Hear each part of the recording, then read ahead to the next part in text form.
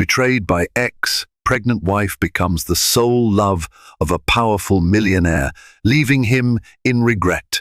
In a world where betrayal cuts deep and love emerges from the most unexpected places, follow the heart-wrenching journey of Isabella Monroe, a woman who thought she had it all, only to watch her dreams crumble at the hands of her deceitful ex-boyfriend, David Lancaster. Pregnant and alone, Isabella's future looked grim until a chance encounter with one of the most powerful millionaires in the city, Alexander Beaumont, changed her fate forever.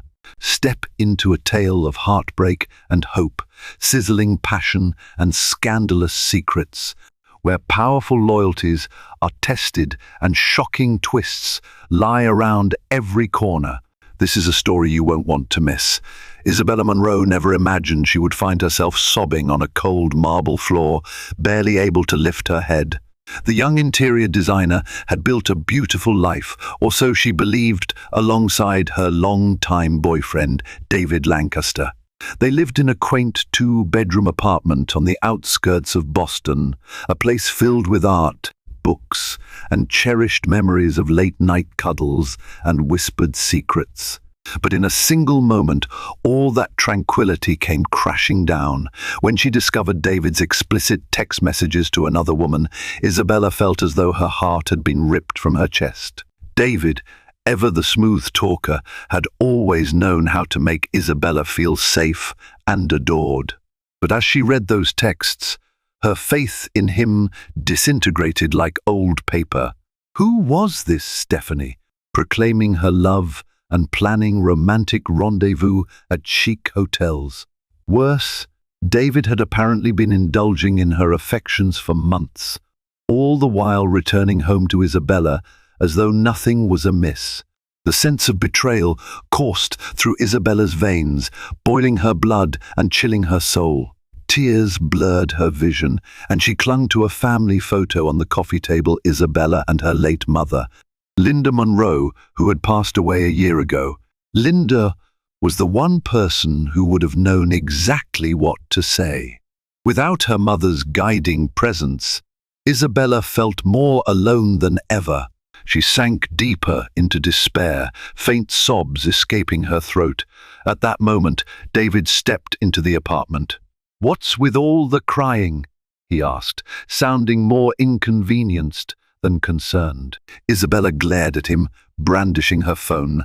"I read your messages, David. Don't even try to deny it."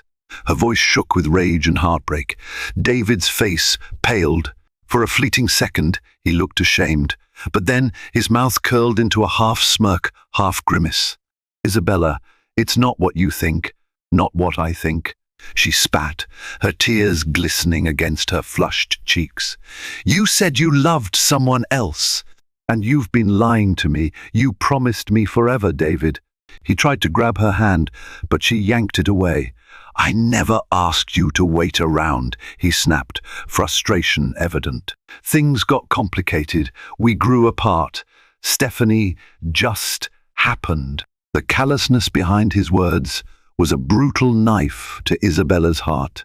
Every memory, their first date at Tanglewood, their late-night ice cream runs, the stolen kisses in autumn leaves, felt like a cruel joke. The love she once believed in was gone, replaced by the harsh reality of a man who didn't care that she was breaking. "I'm leaving," she managed, summoning the last fragments of her dignity. "And don't you dare follow me." Grabbing her purse, Isabella fled the apartment, ignoring David's half-hearted pleas. Beneath the streetlights of Boston, her tears streamed, blending with the drizzle that coated the sidewalks. She had no idea where she would go. A single question hammered in her mind: what now? When morning arrived, Isabella found herself at her best friend Marina Campbell's doorstep. The moment Marina opened the door, her warm brown eyes were flooded with concern. Without a word, she pulled Isabella into a tight embrace. "I'm sorry," Marina whispered, guiding Isabella into the living room. "I never liked David, but I never thought he'd do this." Isabella sank into the plush couch, hugging a throw pillow as though it could shield her from the world. "I don't know what to do," she confided. "I poured my entire life into that relationship. I can't believe it's over, just like that." Marina made a pot of chamomile tea, their tradition, whenever life fell apart. The fragrant steam did little to soothe Isabella's nerves, but the warmth reminded her she wasn't alone. Marina's apartment was cozy, overflowing with trinkets from her travels. Photographs from Bali, postcards from Venice, pressed flowers from London. Each memory told a story of strength and independence, qualities that Isabella desperately needed right now. They sat side by side, sipping tea in silence. Finally, Marina cleared her throat. "Look, I know this is hard, but you deserve better. You're an incredible woman, Bella. You have talent, you have heart. Don't let David's betrayal overshadow everything you've worked for." Isabella's eyes brimmed with fresh tears. "But I gave him everything, Marina, and now I have nothing." Marina squeezed her shoulder reassuringly. "You have me, and you have a future that is wide open. Maybe this is a sign that there's someone else, someone who will respect and treasure you." The thought felt too abstract, too distant. Right now, all Isabella could think about was her broken heart. She pressed a hand against her abdomen, where a slight cramp caught her attention. She had been feeling off for a few days, chalking it up to stress. Now, with her world in pieces, a sense of dread began to form. Her period was late, very late. Inhaling sharply, Isabella locked eyes with Marina. I might be pregnant." The words trembled on her lips like a fragile confession. Marina's eyes widened. "Have you taken a test?" Shaking her head, Isabella stared at her feet. The reality of it was too overwhelming. Could life be this cruel, or was this some unexpected blessing? Marina jumped to her feet, grabbed her car keys, and rushed Isabella off to a nearby pharmacy. Within an hour, Isabella found herself sitting in Marina's bathroom, staring at a pregnancy test. 2 lines, positive. Fresh tears rolled down her cheeks, but this time they were tears of absolute terror. David's betrayal had already shattered her. How was she going to handle a pregnancy on top of everything else? And how would David react? Marina, hovering nearby, spotted the result and gently wrapped her arms around Isabella. "Whatever happens, I'm here for you. We'll figure it out." But Isabella's mind raced with questions. She had always wanted children, just not like this. Not with a man who had betrayed her, leaving her uncertain and alone. A swirl of conflicting emotions churned in her heart. Heartbreak, confusion, yet an odd flicker of protectiveness for the life forming inside her. Her life had taken a drastic turn. Now she would need every ounce of strength she had to face what lay ahead. Days passed in a blur of heartbreak and raw nerves. Isabella tried to call David to break the news. But every time she dialed his number, her stomach churned, and the phone slipped from her trembling hands. Finally, she mustered the courage to send him a text. "We need to talk. I have something important to tell you." He responded hours later with a simple, "I'll be busy this week, maybe next week." Fury ignited in Isabella's chest. She typed back, "It can't wait." He never replied. Her phone buzzed later that evening. Instead of David, it was a friend from her interior design firm, Anna McNeil. Anna was panicked. "Isabella, we have a potential client, a huge deal. Mr. Alexander Beaumont is building a new boutique hotel and needs a design team. He's a big name in real estate. He specifically asked for our firm after seeing some of your portfolio online." Breathing shakily, Isabella tried to wrap her head around the unexpected news. She had heard of Alexander Beaumont, a millionaire known for his philanthropic activities, savvy business sense, and rumored rebellious streak. He was the sole heir to the Beaumont real estate empire. His developments dotted major cities across the country. "That's great, but Anna, I'm a mess right now." Anna's voice softened.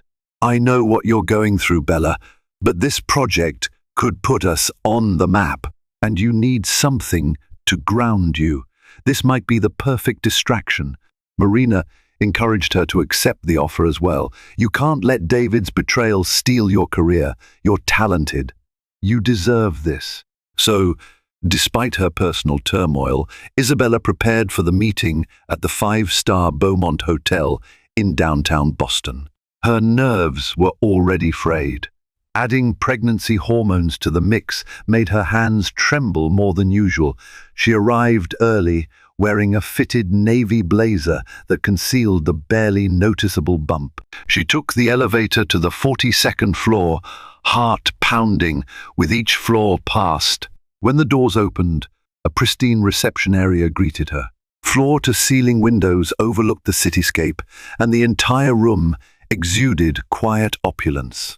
She approached the reception desk, introducing herself to the sharply dressed assistant. Within minutes, she was escorted to a spacious corner office.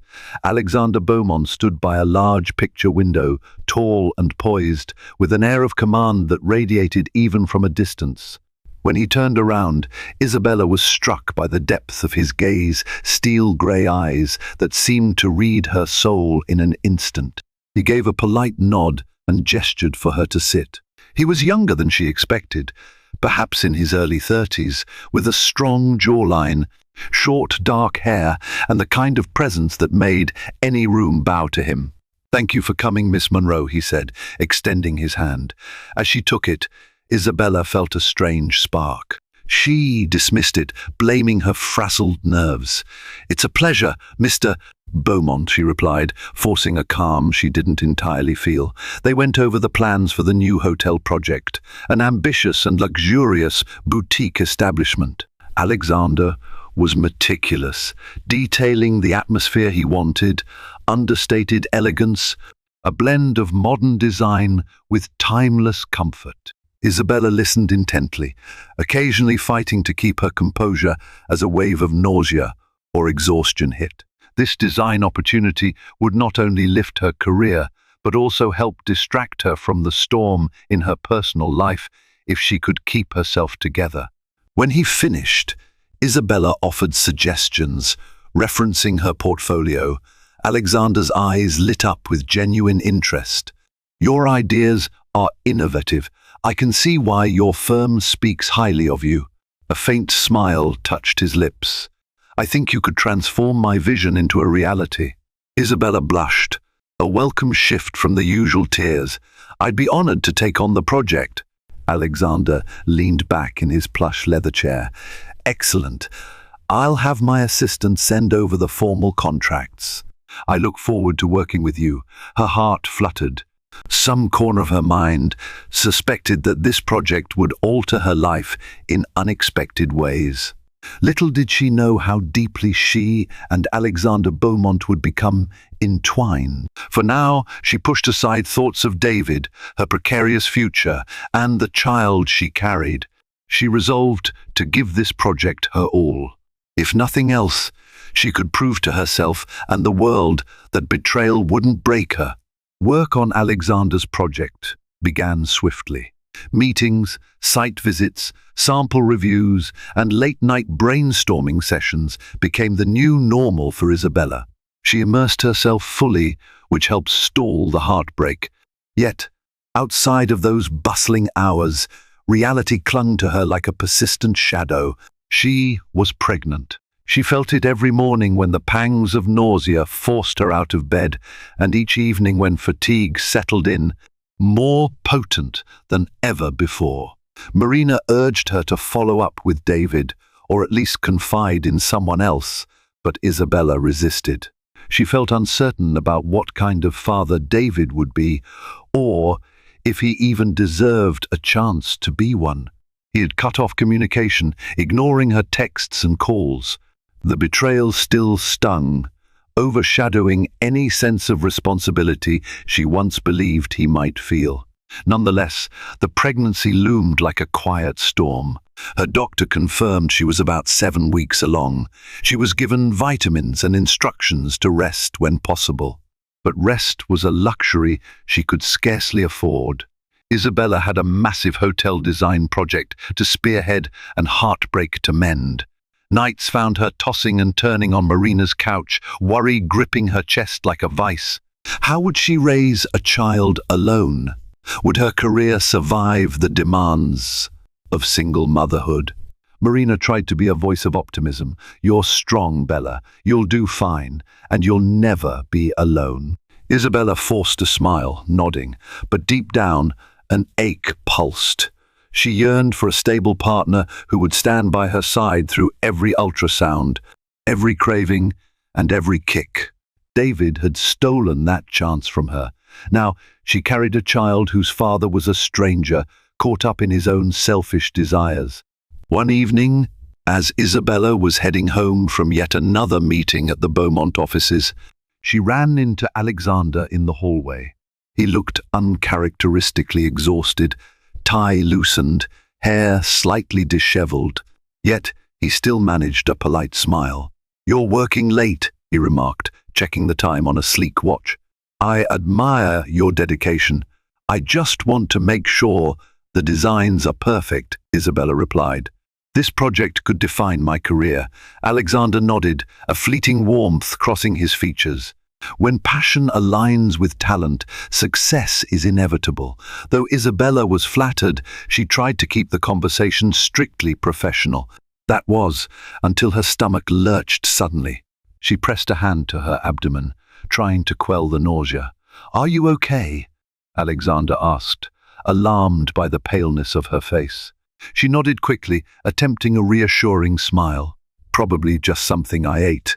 But Alexander saw right through her. "You look unwell. Let me at least take you to the lounge for a glass of water." Reluctantly, she followed him to a private executive lounge. The space was elegant and quiet, with plush chairs and a panoramic view of the city skyline. He offered her a bottle of chilled water, and she sipped it gratefully. Despite her efforts to hide her condition, Isabella realized how vulnerable she must appear. Dark circles rimmed her eyes. Her complexion was pallid. Alexander watched her with a gentle concern that took her by surprise. "I know we don't know each other well, but if there's anything you need, I'm here. I value the people I work with. You're part of my team now." An unexpected lump formed in Isabella's throat. She blinked back tears. No one, not even David in the last month, had shown her such simple kindness. She tried to muster a polite, reserved response, but her voice quivered. "Thank you, Mr. Beaumont. I appreciate it." He half smiled. "Call me Alexander, and get some rest." Though the exchange was brief, it left Isabella's heart thudding. She was embarrassed by her fragile condition, but also touched by Alexander's concern. For once, she didn't feel like she was fighting alone. Little did she know, that night was the first subtle shift in a chain of events that would soon catch her ex in a whirlwind of regret and see her standing beside a man more powerful and caring than she ever thought possible. Weeks turned to months, and Isabella's workload became both a blessing and a burden. As her body adjusted to pregnancy, she learned to manage her morning sickness, carefully planning her schedule around the waves of queasiness. At night, she and Marina perused baby books, whispering about names and gentle lullabies. The concept of motherhood still felt surreal, but the fluttery movements in her abdomen reminded her that she was not alone. Meanwhile, the project with Alexander progressed smoothly. Isabella spent long hours collaborating with contractors and vendors, selecting fabrics, testing color palettes, and producing 3D mock-ups of the new boutique hotel. The synergy between them was palpable. Alexander's insights were sharp, and Isabella's creative vision was boundless. Though they maintained a professional air, there was an undercurrent of mutual respect and perhaps something more that neither acknowledged. One afternoon, after a rigorous design meeting, Alexander suggested lunch at a nearby restaurant to discuss final touches. The invitation made Isabella's heart flutter. She told herself it was just business, but part of her couldn't ignore the tingle of anticipation. They chose a discreet corner booth in a high-end Italian restaurant. Isabella tried to focus on her pastor, but it was difficult with Alexander sitting across from her, his intense eyes fixed on her every word. They spoke about the project first, but soon the conversation drifted. Alexander set his fork down. "You mentioned once that you grew up in Boston. Do you still have family here?" Isabella hesitated. Memories of her mother flickered, stirring fresh pain. "My mother passed away a year ago," she said quietly. "She was really my only close family. My father left us when I was young. I guess I'm used to being on my own." Sympathy clouded Alexander's gaze. "I'm sorry. That must have been difficult." "It was," Isabella admitted, her eyes dropping. "And lately, things have been complicated." She didn't elaborate, and Alexander didn't press. Instead, he offered a comforting nod. "If there's anything I can do," Isabella quickly changed the subject, uncertain if she was ready to reveal her pregnancy or the heartbreak David had caused. They finished lunch, and Alexander insisted on covering the bill despite Isabella's protests. The gesture, though chivalrous, left her flustered. She wasn't used to such gallantry anymore. As they stepped outside, the early autumn sunshine warmed them. A breeze rustled the fallen leaves, swirling them at their feet. Alexander's phone buzzed, and he glanced at it, a slight crease forming on his brow. "I have a board meeting in 15 minutes. I'll have to rush back." He paused, then turned to her. "Would you like a ride back to the office?" Normally, Isabella would have politely declined, but her feet ached, and a mild fatigue gnawed at her. "I'd appreciate that." They slipped into the back of a sleek black SUV. The ride was relatively short, and they spoke sporadically about design details. Yet the silent tension between them felt oddly intimate. When they arrived, Alexander lingered, as though wanting to say more. In the end, he only offered a warm smile before disappearing into the elevator. Isabella stood there, momentarily rooted in place. She pressed her hand against her stomach, feeling the reassuring thump of her baby's presence. A swirl of emotions welled within her, gratitude for the kindness Alexander had shown, and an unbidden spark of attraction she wasn't sure how to handle. She bit her lip, forcing herself to focus on the tasks ahead, but something whispered in the back of her mind, "This man is going to change your life in ways you can't imagine." As Isabella's pregnancy approached the end of her first trimester, her body began to show subtle changes. Her face glowed with a gentle radiance, the exhaustion ebbed, replaced by a cautious optimism. But each time she tried to contact David, he was unreachable. She left voicemails that went unanswered, text messages read but ignored.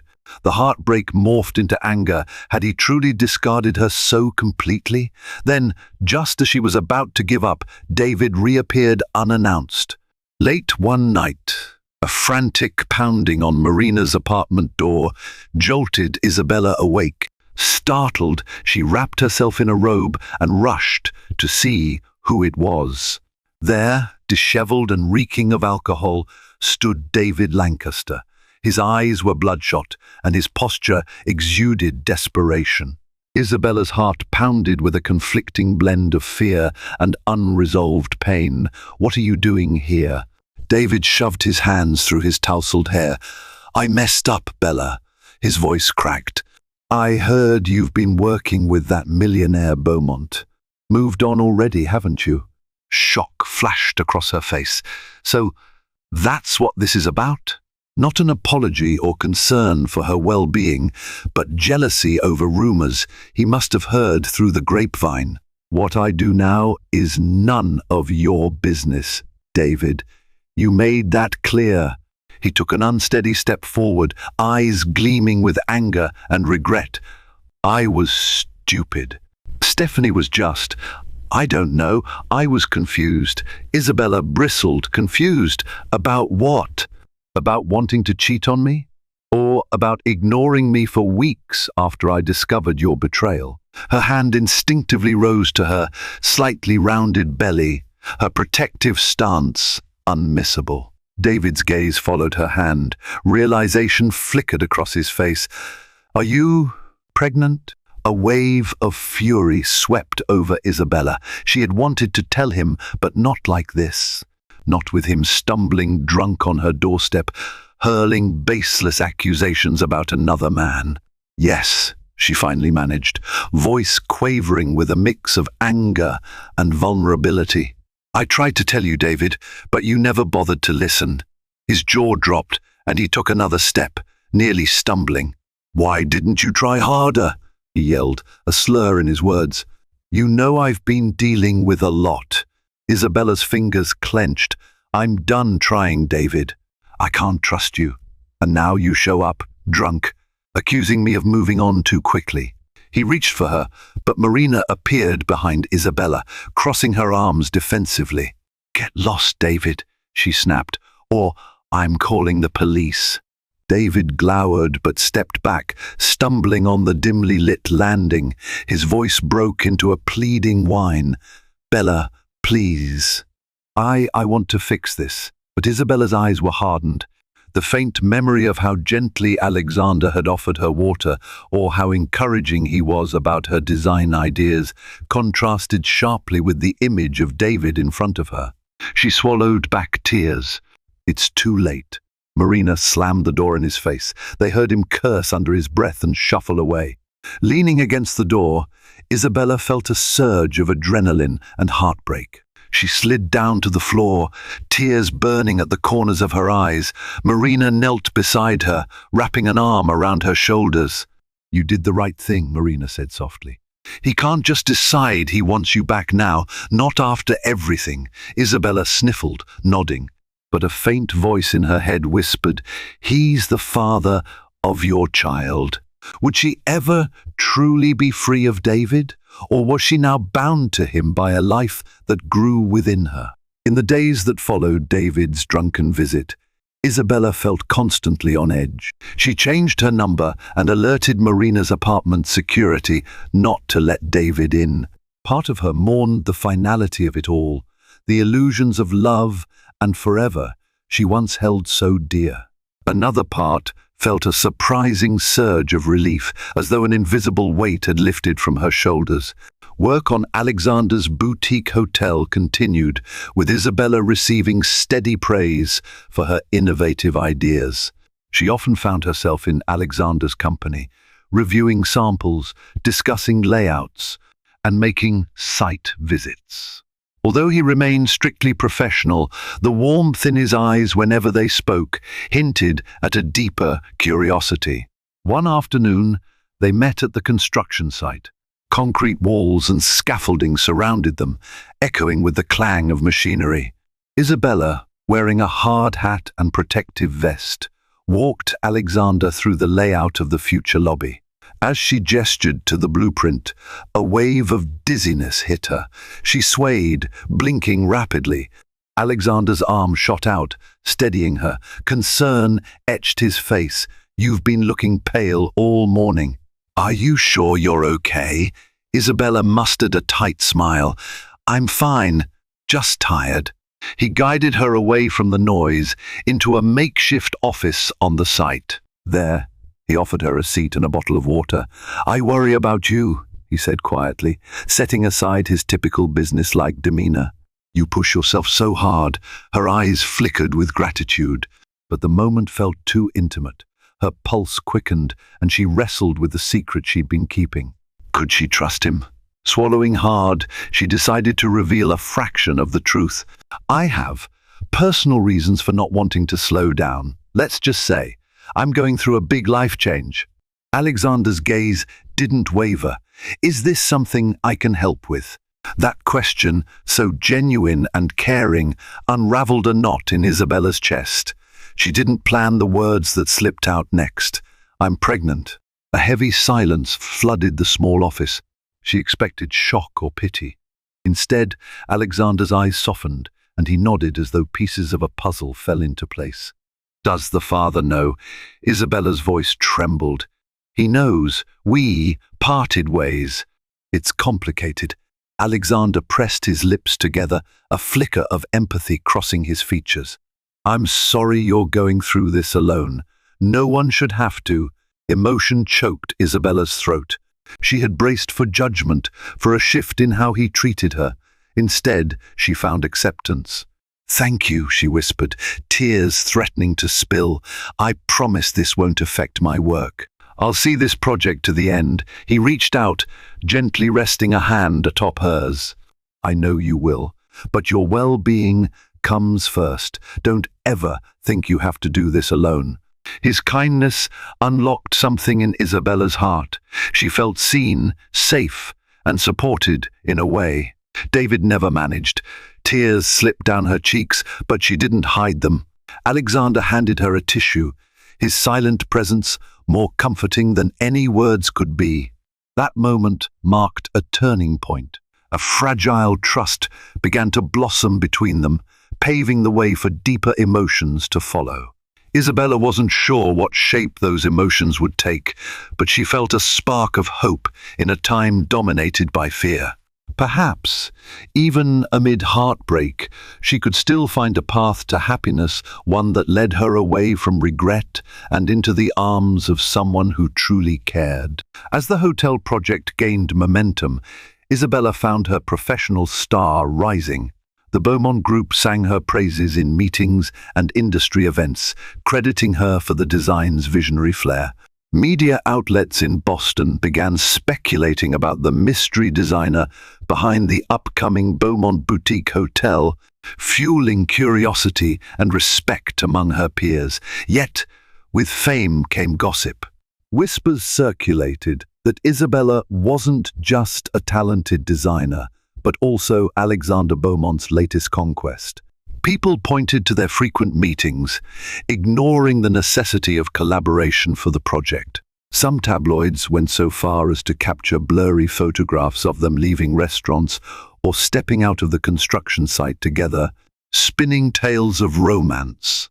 Isabella heard the murmurs whenever she walked through the firm's corridors. Colleagues who once greeted her warmly now offered forced smiles. She tried to dismiss their jealousy, but the rumors stung. The idea that her hard work was overshadowed by speculation about a relationship with her powerful client was frustrating. More than that, it dredged up her complicated feelings. A part of her did harbor growing admiration for Alexander, but was it mutual, or was she just a subject of idle speculation? One evening, after an especially grueling day of site inspections, Isabella packed up her desk. Her back ached, her feet throbbed, and her newly emerging baby bump felt heavy. She was about to leave when her phone buzzed. It was Alexander. "Are you free for a quick dinner? There's something I'd like to discuss about the lounge design." She stared at the screen, her heart fluttering. Was this another professional meeting? Or something else? Either way, her curiosity won. "Sure," she typed back. "Where should I meet you?" He replied with the name of a charming French bistro downtown. Isabella's nerves tingled as she hailed a taxi, half expecting a paparazzi to pop out from behind a lamppost. She arrived at the softly lit restaurant, where a hostess guided her to a private alcove. Alexander stood when she approached, ever the gentleman, pulling out her chair. "Thank you for meeting me so late," he said, offering a warm smile. "I know you must be tired." Isabella laughed lightly, a bit self-conscious. All part of the job, right? They chatted about the lounge design, scribbling ideas on a notepad and mulling over color palettes. But as the meal progressed, Alexander grew more contemplative. Finally, he set down his fork and fixed her with a serious gaze. "I'm aware of the rumors circulating," he said softly. "Some of my acquaintances have hinted at a personal relationship between us." Heat flooded Isabella's cheeks. She looked down at her plate. "I've heard the gossip too. It's uncomfortable." "I never wanted you to feel pressured or misjudged," he continued. "You've done brilliant work, and it pains me to think that your talent is overshadowed by baseless assumptions." Isabella exhaled, relief mingling with the swirl of emotions inside her. She met his eyes, searching for sincerity. "Thank you for acknowledging that." A moment of silence stretched between them. Alexander's gaze lingered, a flicker of something unspoken passing through those steel-grey eyes. I also want you to know that while my respect for you is purely professional, he hesitated, carefully choosing his words, I do care about you on a personal level. I admire your strength, your dedication. Isabella's heart pounded, her ears ringing. She wasn't naive. She sensed a mutual attraction, subtle yet potent, but her life was complicated. She was pregnant with another man's child. Could she risk letting her guard down? Reading her hesitation, Alexander cleared his throat. I don't want you to feel overwhelmed. Let's remain focused on the project and your well-being. Anything else can be navigated in due time. I just wanted to be transparent, so you won't worry about my intentions. She smiled, a warm flush in her chest. Thank you for saying that. They finished dinner, the atmosphere lighter now that the unspoken tension had been addressed. When Isabella left the restaurant, she couldn't help but marvel at the turn her life had taken. A few months ago, she was trapped in a toxic relationship with David. Now, she was forging an independent career and possibly forging a deeper connection with a man who seemed genuinely good. Still, a nagging voice inside her whispered caution. Love was a treacherous path, and David's re-emergence had proven that she couldn't simply bury the past. The future loomed with promise, but also uncertainty, leaving Isabella torn between hope and fear. The next week was a whirlwind of activity, finalizing budgets, selecting furniture, and overseeing finishing touches. The hotel's grand opening was just 3 months away, and every day felt like a countdown. Despite the stress, Isabella found herself energized, her creative spirit thriving. Her evenings, however, were filled with less cheerful tasks, reviewing prenatal vitamins, visiting the doctor, and brushing up on baby books. She was well into her second trimester now, her bump more noticeable. Marina encouraged her to buy maternity clothes, but Isabella hesitated, not ready to broadcast her condition to the world, especially at the firm. Yet, it was getting harder to hide. One late afternoon, Isabella was leaving the Beaumont office when she heard a familiar voice call her name. Turning, she saw David standing by the lobby entrance, eyes bloodshot. A jolt of alarm ran through her. She thought she'd blocked him from her life. How had he known she would be here? Instinctively, she wrapped her arms around her protruding belly. What are you doing here, David? He shot a glance around, noting the opulent surroundings. So this is where you spend your time these days, cozying up to your rich boss. Anger surged, but Isabella forced herself to remain calm. That's none of your business. Leave before I call security. David stepped closer, voice dropping to a menacing whisper. I'm still the father of that baby, Bella. You can't just cut me out. Her heart hammered. Deep down, she knew David had paternal rights, but the memory of his betrayal fanned her resentment. Funny how you suddenly care now. Where were you for months? His gaze flicked over her bump, as though seeing it for the first time. I was confused, okay? But I want to be there for my child. Isabella's lips trembled. A surge of complicated emotions threatened to undo her composure. Being a father is more than words, David. It's about respect, commitment. You ignored me, cheated on me. Why should I trust you with my child? Before he could reply, footsteps echoed behind them. Alexander approached, his tall frame emanating quiet authority. He glanced between Isabella and David, picking up on the tension. Is everything all right here? He asked, voice calm but firm. David narrowed his eyes at Alexander. This doesn't concern you. Alexander's jaw tightened, but his tone remained measured. Isabella is an important member of my team and a friend. If you're causing her distress, it does concern me. Isabella felt her heart flutter with gratitude. She turned to David, summoning her courage. Leave, David. We can talk about custody or visitation later, but not like this. Not when you show up unannounced, making accusations. David snarled, but he noticed the security guard eyeing him from the corner of the lobby. With a final glare at Alexander, he stormed off, muttering curses under his breath. Shaken, Isabella leaned against a nearby marble pillar. Alexander gently touched her shoulder. "I'm sorry you had to deal with that. Are you all right?" She nodded, tears stinging her eyes. "I'll manage." "I just didn't expect him to show up here." Alexander hesitated, then reached for her hand. "If you need any help, legal advice, protection, please let me know." Isabella swallowed the lump in her throat, touched by his genuine concern. In that moment, she saw a stark contrast between the two men, one who had broken her trust and one who had done nothing but support her. Yet she also recognized the tangled future ahead. David's claim as the baby's father might complicate everything, regardless of how she felt about Alexander. Still, as she left the building with Alexander by her side, she couldn't shake the sensation that she wasn't alone in this fight anymore. Together, they walked toward an uncertain tomorrow, hearts guarded but hopeful that love might conquer the chaos around them. As the hotel launch neared, Alexander grew more protective of Isabella.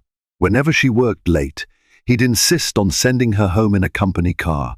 He'd check in quietly to ensure she was taking breaks and eating properly, small gestures that tugged at her heartstrings. Meanwhile, Isabella's pregnancy became increasingly difficult to conceal. She found creative ways to drape her outfits, but her co-workers began to whisper with more intensity. It wasn't just the baby bump that fueled the gossip now, it was the way Alexander lingered in conversations with Isabella, the gentle warmth in his eyes whenever they locked gazes. Despite the rising talk, Alexander remained professional in public, never crossing a line that would confirm the rumors. Yet in private moments, there was an undeniable closeness.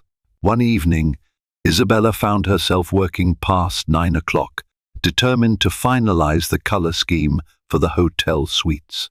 The office was nearly empty, the city's lights twinkling through the towering windows. Suddenly, the overhead lights clicked off.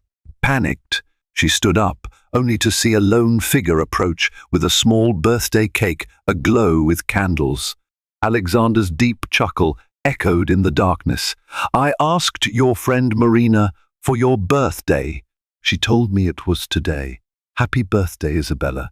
Tears sprang to her eyes. She had completely lost track of the date, too consumed by work, heartbreak, and pregnancy worries.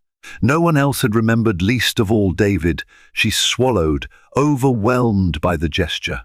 "Thank you," she whispered, her cheeks flushing. He set the cake down on a table, illuminating the space with a gentle glow. "Make a wish." She closed her eyes, heart pounding, uncertain of what wish to make. She had so many unspoken desires, a healthy baby, a secure future, the ability to find love again without fear. When she opened her eyes, she blew out the candles. A tiny wisp of smoke curled into the air. Alexander smiled. "So, how does it feel to be a year wiser?" She laughed softly, wiping away a tear.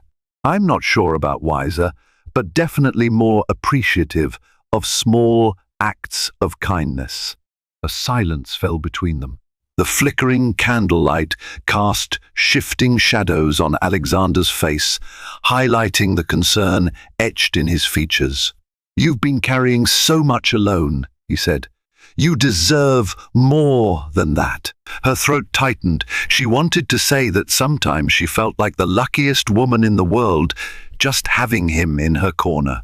But fear of heartbreak, of scandal, of complicating an already tangled life held her back. Alexander seemed to sense her hesitation. He took a step closer, gently resting a hand on her arm.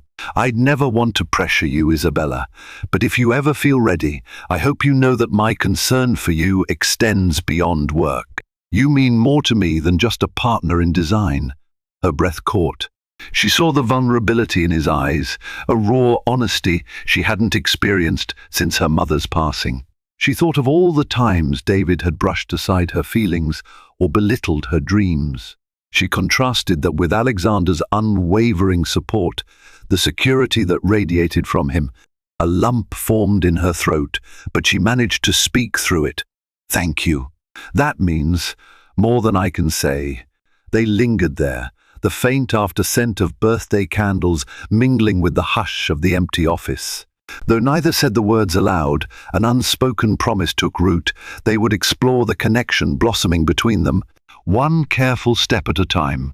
Isabella knew that her pregnancy and David's sporadic threats would complicate matters. But for the first time in months, she felt a stirring of genuine hope. As a frosty winter settled over Boston, Isabella and Alexander quietly grew closer. Their relationship wasn't announced. It simply evolved, gentle touches, warm smiles, and unspoken reassurance. After work, Alexander accompanied her to prenatal appointments, drawing curious glances but offering steady support. David's appearances became rare and brief. Each time he showed up, security would swiftly escort him away. Isabella felt increasingly confident in cutting him out, convinced it was best for her own peace and for the baby. Still, tabloids buzzed with rumors. Photographers snapped pictures of Alexander leaving doctors' offices with a visibly pregnant Isabella. Gossip columns speculated about the baby's father, referencing old photos with David to spark more intrigue. Though the Beaumont Group issued a statement calling Isabella a respected designer, the press refused to drop the story.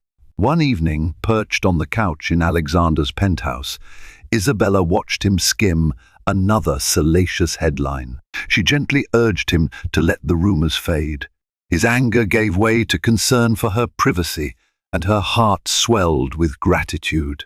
In his devotion, Isabella saw not just a wealthy benefactor, but a deeply caring partner. Sitting side by side, they allowed hope to blossom, a quiet vow that, despite David's lingering threats, they were ready to face every challenge together. At last, the big day arrived. The Beaumont Boutique Hotel's lobby gleamed under dazzling chandeliers, its modern art, plush seating, and custom fixtures all bearing Isabella's creative signature. Dressed in a flowing gown that concealed her growing belly, she stood by Alexander's side. Nervous excitement fluttered inside her. This opening could define her career. Alexander, poised at a podium, thanked his team for bringing the ambitious project to life. When he highlighted Isabella's contributions, applause filled the room. Cameras flashed, and journalists clamored for interviews. Isabella felt both proud and anxious her work was finally in the spotlight. Suddenly, a stir at the entrance caused heads to turn. David pushed past security, eyes wild with anger. "Not here, not now," Isabella thought desperately. "You act like I don't exist," David snapped, pointing at her swollen stomach. "That's my child." Alexander instantly moved closer, his voice calm but firm. "This isn't the place for your outburst. Please leave," David sneered. "Did you think you could hide me forever, Isabella? You owe me a chance to be a father." Isabella's voice trembled with a mix of fury and heartbreak. "You vanished when I needed you most. You ignored my calls and dismissed me. Don't pretend you suddenly care now." Security swiftly intervened. Cameras flashed, capturing the tense confrontation. David was escorted out, still shouting threats. Heat rushed to Isabella's face as curious onlookers whispered. But Alexander rested a reassuring hand on her shoulder, his gaze full of concern. "I'm so sorry," she exhaled shakily, blinking back tears. "It's not your fault." Though embarrassed by the scene, Isabella felt relief that the truth was out. No more hiding her pregnancy or David's absence. Surrounded by a crush of reporters, she clutched Alexander's hand. Instead of condemnation, she found respect in the eyes of her peers, admiration for her talent, and sympathy for her ordeal. In that whirlwind of cameras and questions, Alexander's unwavering support shone like a beacon. He guided Isabella away from the crowd, promising to deal with any fallout. As they slipped into a quiet hallway, Isabella realized that despite the chaos, she had found something truly priceless, a partner who loved her enough to stand by her side when it mattered most. The grand opening made headlines, not just for the hotel's splendor, but for the dramatic confrontation that unfolded in its lobby. Articles rehashed Isabella's pregnancy, David's outburst, and Alexander's gallant defense. While some tabloid pieces dripped with sensationalism, more reputable outlets praised Isabella's design genius and Alexander's gentlemanly composure in handling a personal crisis. For days, Isabella steeled herself for the worst calls from her firm, negative reactions from potential clients, or disapproval from the Beaumont Group's board. Instead, she received a flood of supportive emails from colleagues praising her courage. The Beaumont Group stood by Alexander and, by extension, her. And interestingly, potential clients found her talent and resilience appealing, prompting a surge in project inquiries. Legally, David's threat to claim his parental rights lingered, but Alexander helped Isabella connect with a reputable family attorney who assured her that David's history of neglect and erratic behavior would factor into any custody arrangement. The relief she felt was immeasurable. She no longer had to face this alone. One night, as winter winds howled outside, Isabella curled up on Alexander's sofa, nursing a cup of hot chocolate. She wore a soft sweater that stretched over her baby bump. Alexander joined her, tossing a thick blanket over them both.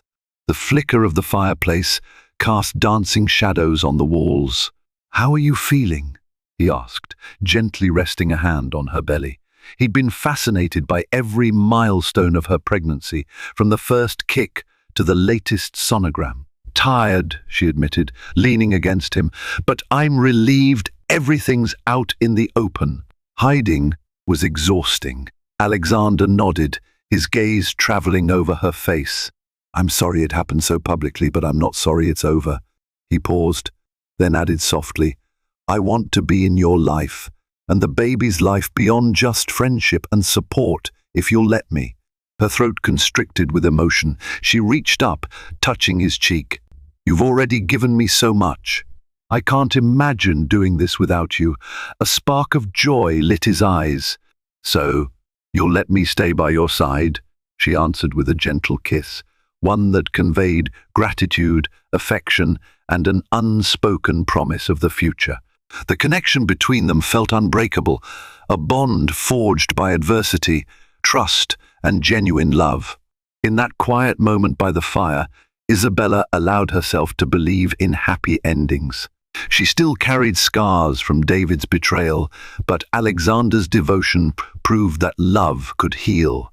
And for the first time in a long while, she felt a sense of belonging, a family forming around the baby she carried, one bound not by blood alone, but by unwavering commitment and respect.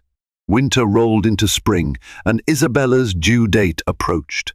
She divided her time between finalizing smaller design projects, preparing for the baby's arrival, and deepening her connection with Alexander. The media frenzy had quieted, overshadowed by fresher scandals. David sent a few messages, half-hearted attempts to arrange meetings, but Isabella deferred to her attorney, unwilling to engage with him directly. At last, the day came. Isabella woke in the early morning hours with a dull ache in her lower back and a wave of intense cramps. She recognized the signs of labor immediately. Anxiety and excitement flooded her, and she quickly called Alexander, who rushed over in record time. They arrived at the hospital, hearts pounding, as the medical team prepared for the delivery. Marina joined them, offering moral support, while Alexander stayed glued to Isabella's side, holding her hand through every contraction. The hours blurred. Pain crashed over Isabella, but she focused on the rhythmic beep of the monitor and the soothing sound of Alexander's voice, encouraging her to breathe. Finally, as dawn broke, a strong cry filled the delivery room. Isabella's baby boy arrived, pink and healthy. Tears streamed down her cheeks as the nurse placed the tiny bundle in her arms. She marveled at his delicate features, overwhelmed by a surge of protective love. Alexander, standing beside her, gazed at the newborn with a mixture of awe and affection. Isabella hesitated, unsure how he might feel in this moment, but the tenderness in his eyes answered every doubt. He reached out to gently cradle the baby's head, whispering, "He's perfect." In the days that followed, the hospital stay felt surreal. Isabella recovered from the rigors of childbirth, cherishing every minute with her son. She named him Liam Monroe, honoring her mother's maiden name. Though David's name was nowhere on the birth certificate, a pang of sadness surfaced. He might be Liam's biological father, but he had chosen to be absent when it mattered most. Alexander, on the other hand, was present in every sense. He helped change diapers, learned how to swaddle, and softly sang lullabies while rocking Liam to sleep. Watching him embrace fatherhood so naturally sent Isabella's heart soaring. She'd never forget the moment he pressed a kiss to Liam's forehead and murmured, "I promise, I'll always be there for you." On the day of their discharge, Alexander helped Isabella into the passenger seat of his car, with Liam safely secured in the back. As they drove away from the hospital, a gentle rain tapped the windows. Isabella glanced at the rearview mirror, catching sight of her son's peaceful face, then turned to Alexander. A quiet joy enveloped her, a sense of stepping into a life she'd once believed lost. While David's regret was inevitable, and perhaps there would be battles ahead, Isabella had made her choice. Liam's father, in heart and spirit, was the man who stood beside her, and as Alexander's fingers laced with hers, she knew that her future held more love than her past ever dared to promise. A few weeks after Liam's birth, David emerged one last time, brandishing a lawyer and demanding visitation rights. Isabella, weary from sleepless nights and protective of her newborn, held firm. The legal proceedings were brief. The judge, presented with evidence of David's repeated absence, erratic behavior, and lack of financial support, granted him only supervised visits pending a psychological evaluation. Incensed, David stormed out, cursing Isabella for taking everything away from him. Yet, the real heartbreak for David came when he realized that the closeness he once shared with Isabella was irreparably gone. As he stood outside the courthouse, he watched from a distance while Alexander helped Isabella into a car, the infant seat carrying baby Liam. A swirl of regret twisted in David's gut, but there was nothing he could do to rewrite the choices he'd made. That night, Isabella and Alexander celebrated quietly at home. Liam snoozed in his nursery, a soft nightlight casting gentle shapes on the walls. Isabella rested in Alexander's arms, relief coursing through her. The legal drama had been exhausting, but the outcome affirmed her decision to move forward without David's toxic presence. Sensing her thoughts, Alexander murmured, "You're free now, completely." She nodded, tears glinting in her eyes.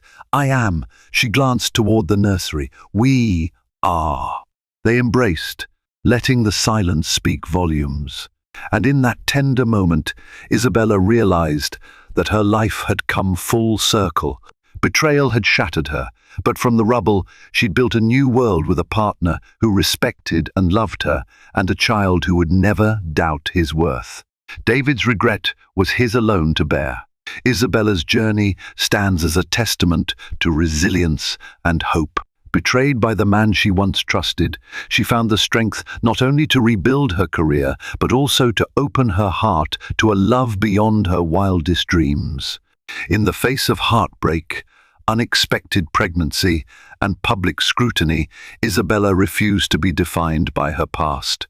Instead, she became the devoted mother to baby Liam and the cherished partner of the powerful yet compassionate millionaire, Alexander Beaumont. Now, David's regret only echoes in the distance, a reminder that true love and loyalty can never be forced. Thank you for sharing in Isabella's emotional roller coaster of betrayal, redemption, and the triumph of a second chance at happiness.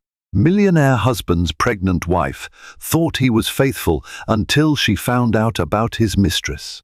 They seemed like the perfect couple, a power duo that graced every high-profile charity gala, always arm in arm, smiling for the cameras.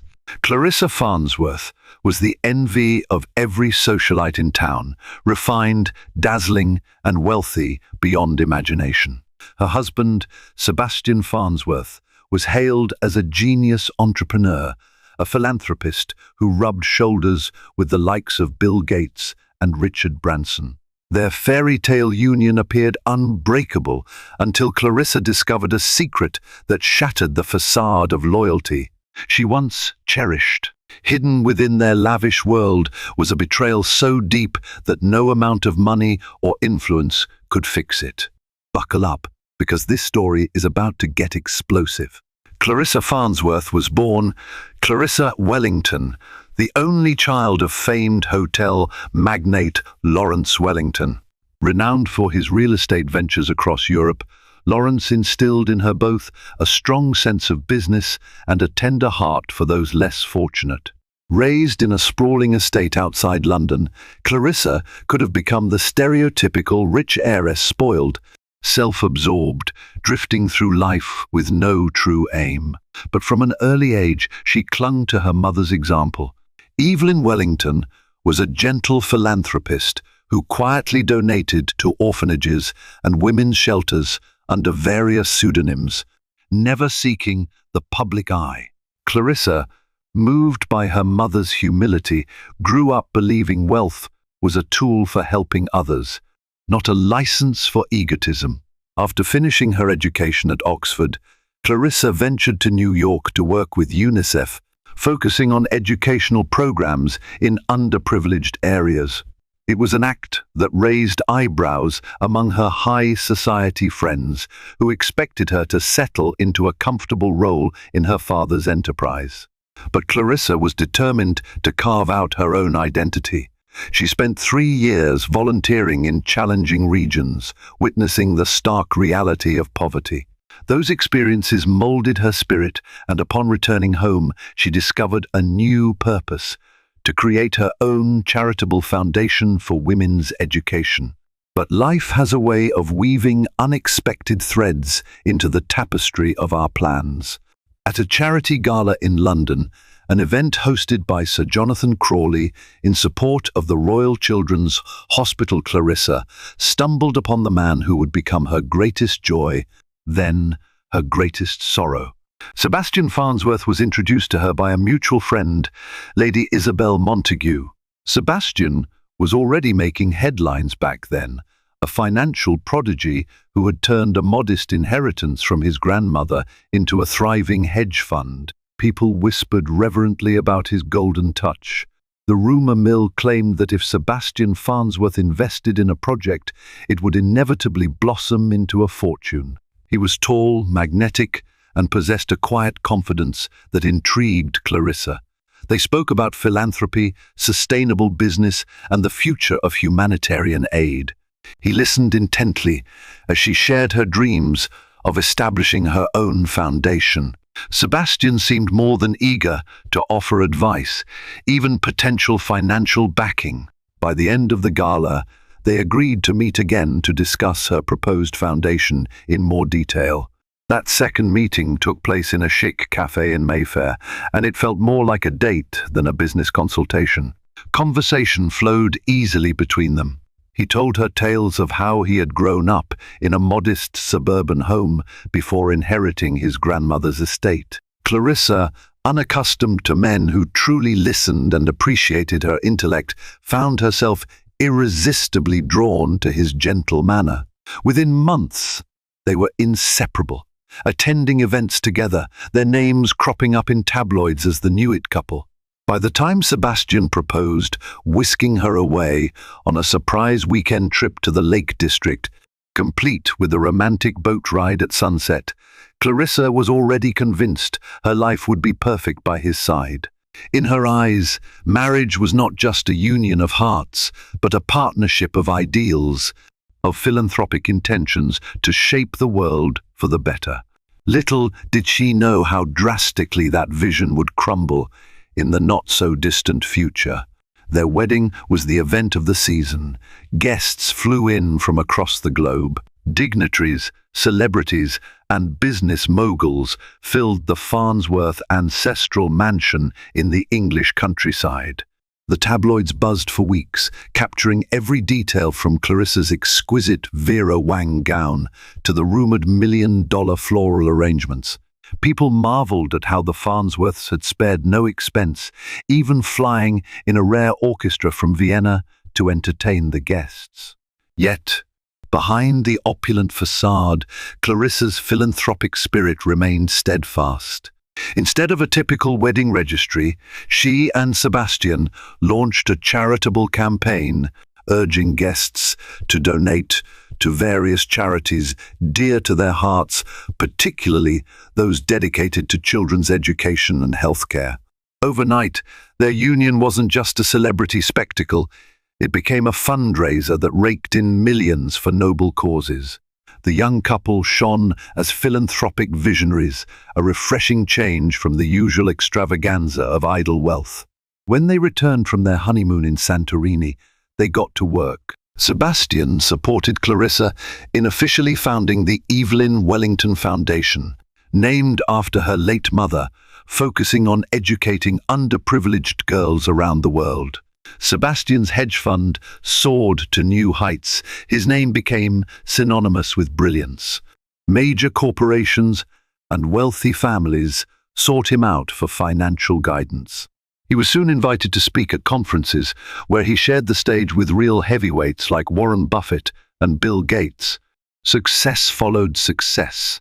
Their personal fortune ballooned, granting them membership in every prestigious club you could imagine.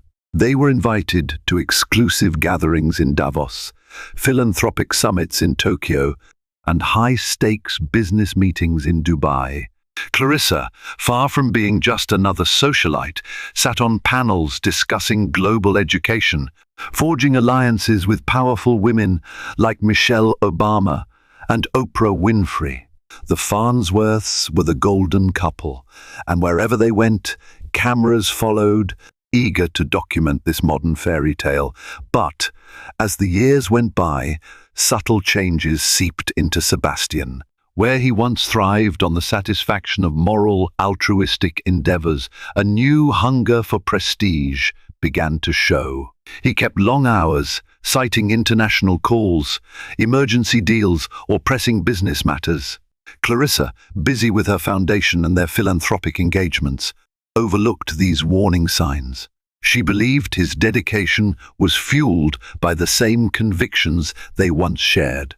She used to joke that Sebastian was married to his phone, but she never questioned his loyalty to her, at least not then. There were fleeting moments, though, when uncertainty cast its shadow.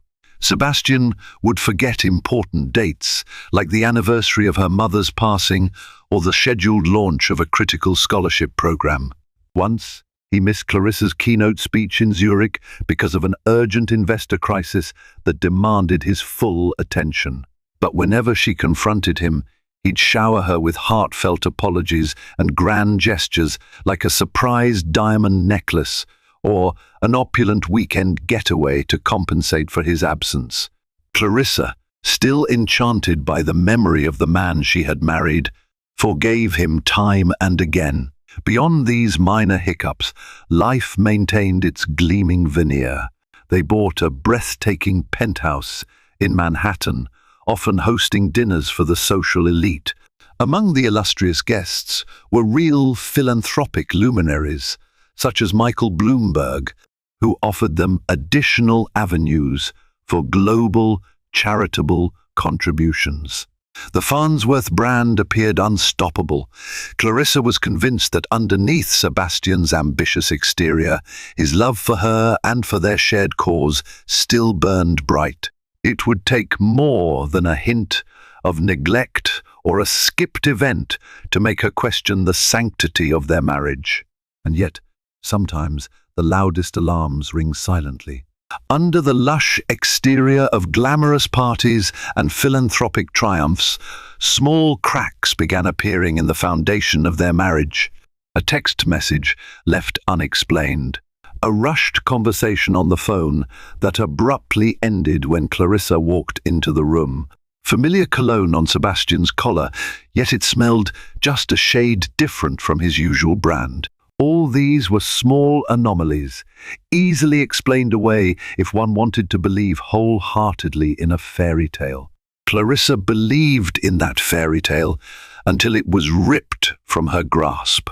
Clarissa was never prone to paranoia, but she was intuitive enough to sense changes in her husband's demeanor. While Sebastian had always been consumed by work, he now seemed distant in a way that words alone couldn't capture. His eyes seldom met hers for more than a moment before darting to his phone or laptop. He attended dinners, fundraisers, and galas as if in a daze, constantly checking messages as if expecting a call from someone more important. At first, Clarissa brushed off these observations as the side effects of mounting stress. Sebastian's hedge fund was taking on massive deals, from investing in developing markets to guiding high-profile celebrities in safeguarding their wealth. This expansion demanded international travel. Clarissa would hear about Sebastian jetting off to Singapore for a negotiation, only to find out he'd actually landed in Hong Kong. It didn't seem like deception so much as confusion, easy to mix up details when you're dealing with multiple time zones and crises. Then there were the abrupt mood swings. One evening, after a tense phone call he refused to discuss, Sebastian flew into a fit when Clarissa simply asked if everything was all right. He snapped that she was suffocating him with questions. Shocked and hurt, Clarissa retreated, leaving him alone in his office. Later that night, he apologized profusely, blaming the outburst on intense business pressure. Clarissa felt reassured by his contrition. After all, they had weathered stressful storms before without losing faith in one another. But deep inside, the seeds of suspicion sprouted. She noticed how Sebastian would meticulously erase his messages, something he had never bothered with before, or how he began asking for more privacy, installing new security measures on his devices. Clarissa, usually too preoccupied with her foundation, started paying closer attention, though she felt torn. She respected boundaries and believed in trusting her spouse. Still, her instincts whispered that something was off. In an attempt to reclaim their closeness, Clarissa planned a surprise weekend in the French Riviera, a nostalgic trip to the place they had spent part of their honeymoon. She arranged everything in secret, envisioning the joyous moment when she'd present him with plane tickets over a romantic candlelit dinner. But the night of her grand reveal, Sebastian came home past midnight, having forgotten their dinner date entirely. She didn't even have a chance to announce her surprise as he rushed upstairs to shower, still messaging someone on his phone. Sitting alone in the darkened living room, Clarissa felt a pang of heartache. This was not the man she married. The old Sebastian would have dropped everything to celebrate even the smallest milestones with her. When she finally made her way to their bedroom, Sebastian lay in bed, turned away, with his phone resting on the bedside table. She glimpsed the faint glow of the screen displaying an unanswered text, but the sender's name was obscured. The uneasy feelings only grew. Clarissa confided in her closest friend, Amelia Greywood, an attorney she had known since childhood. Amelia listened thoughtfully, cautioning Clarissa not to jump to conclusions. "Stress does strange things to people," Amelia said. "Have an honest talk with him. Let him know your concerns." Clarissa nodded. Honesty was the cornerstone of their relationship from the start, wasn't it? Yet, every time she tried to open a conversation, Sebastian deftly sidestepped it or drowned her in affectionate gestures until she forgot her own questions. But just like a wound left untreated, The doubts festered. Clarissa resolved that she would get to the bottom of this one way or another. Miles away in a different social sphere, Aria Levesque sipped a glass of champagne at the Châteauneuf-du-Pape vineyard in France. She gazed at the rolling countryside, her thoughts drifting to Sebastian Farnsworth. Aria was many things: elegant, cunning, and ruthlessly ambitious. Born in a modest family in Lyon, she had clawed her way through society by leveraging her beauty, charm, and wits. She was no stranger to relationships with affluent men, gleaning from each liaison something intangible she could use in her ascent. But Sebastian was different. Aria found him refreshing, not just because of his wealth, but for the mystique around him, the philanthropic side that contradicted the cutthroat world of high finance. She met him in Monaco during a business conference, one of those glitzy, star-studded affairs where millionaires rubbed shoulders with supermodels and playboys. Aria had been accompanying another businessman as his associate, though she loathed the euphemism. She was, for all intents and purposes, a social climber using any means available to ascend. Yet Sebastian transfixed her. His aura of controlled power sparked a challenge within her she had rarely felt. The affair began innocently enough, light, flirting over cocktails, a private conversation by the hotel pool, heated looks exchanged across the lavish banquet hall. But innocence quickly dissolved into something more tangled. Sebastian, usually guarded, opened up about his frustrations. He felt weighed down by the image of perfection he had to maintain with Clarissa. "She's too good, too flawless," he had confessed, swirling a glass of whiskey. "It's like living in a museum, always careful not to disturb anything." Aria listened, enthralled.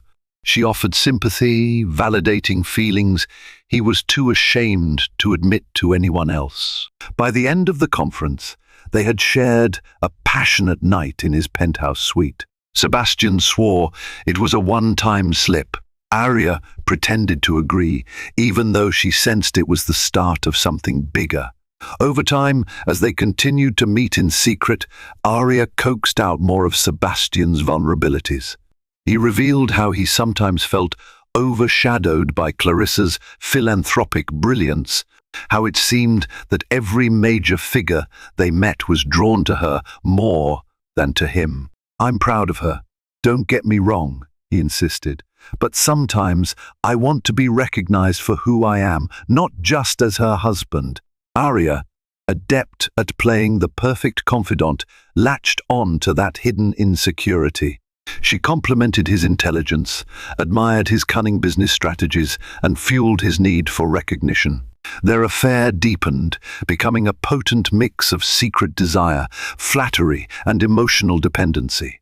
Sebastian gifted her with expensive jewelry, Cartier bracelets, Tiffany pendants, bribes of affection and guilt. Aria was savvy enough to never request anything outright, letting Sebastian's conscience fill her pockets.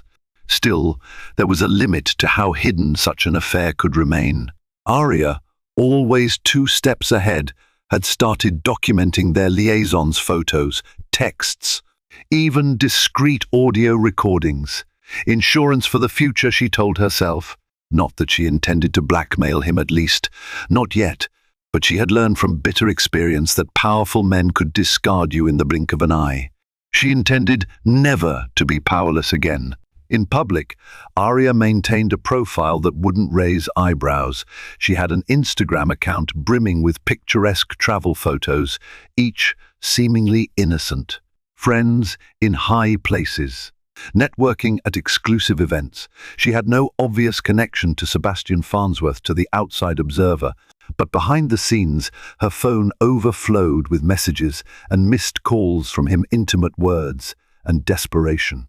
And so the stage was set for the storm that would soon engulf all their lives, Clarissa's, Sebastian's, and Aria's. For while Clarissa remained in the dark, Aria meticulously mapped her path to greater influence, and Sebastian found himself torn between guilt desire, and the hollow comfort of his secret life. Clarissa's suspicion soon turned to restlessness. She could no longer ignore the inconsistencies piling up. Calls abruptly ending, strange credit card charges for lavish dinners at restaurants she'd never been to, and Sebastian's constant travels that never matched up with his official itinerary. After her conversation with Amelia, Clarissa resolved to have the talk with Sebastian, but every time she tried to address it, fate conspired to break the moment: a sudden phone call, a pressing business meeting, or Sebastian's temper flaring at the mention of interrogation. It wasn't until one night at their Manhattan penthouse that Clarissa decided enough was enough. She planned a simple dinner, cooking his favorite dish, coq au vin, and waiting for him at the dining table. He arrived past 9, tie loosened and eyes weary. There was a bouquet of roses in his hand, a gift that felt more like a peace offering than a romantic gesture. She motioned for him to sit. "Sebastian," she began, her voice wavering just slightly, "we need to talk." He appeared at once, guarded. "Can it wait until I shower? I had a terrible day." "No," Clarissa interrupted, softly but firmly. "I've been waiting for this talk for weeks." He sighed and set the roses down. As he did, Clarissa felt her resolve waver. She loved him. She truly did. She didn't want to ruin their dinner with accusations. But the truth needed to come out. Gently, she expressed her concerns, how he had become distant, how there were too many unexplained expenditures, suspicious phone calls, and missed dates. Sebastian's expression hardened, but he allowed her to finish. "Clarissa," he began, carefully choosing his words, "you have every right to worry, but I promise you, there's no one else. The business has been going through ups and downs, and I might have made some unwise decisions." Her heart pounded. Was he gambling their fortune away? "What do you mean by unwise decisions?" He quickly clarified that he'd taken larger risks in the hedge fund, strategies that could backfire. The late nights, cryptic calls, and erased messages, he insisted these were related to secret business deals he was working on, deals that required absolute confidentiality. "I didn't want you to fret. I hope to resolve them on my own." Clarissa studied him carefully. His gaze was steady, yet there was a flicker of something she couldn't quite read. Relief washed over her, but it was tempered by a nagging suspicion that not all was being revealed. Still, with tears in her eyes, she allowed him to embrace her. "I just want to know you're safe," she whispered. "Always," he said, holding her close. "I promise, Clarissa." For a fleeting moment, it felt as though everything was back to normal. They shared a subdued dinner, making small talk about the foundation and upcoming charitable events. Sebastian even laughed when she told him about a humorous incident at her latest board meeting. By the time they finished, Clarissa thought maybe she'd been overreacting. Maybe it truly was just business stress. She decided to give him the benefit of the doubt. Later that night, as Sebastian slept soundly, Clarissa found her thoughts drifting to the future. They had faced adversity before: negative press, corporate hostility, personal tragedy, but had always stood strong. Perhaps this was just another test of their bond. She turned to look at his sleeping form, reminded of the man who once spontaneously danced with her in the middle of a deserted street in Paris. The man who'd proposed with trembling hands, afraid she might say no. The man who, just hours earlier, had explained away every single suspicion she had. And yet, Clarissa couldn't quite stop the tiny voice in her head repeating, "He's lying." Though she wanted more than anything to ignore it, that voice grew louder in the quiet darkness. Days turned into weeks.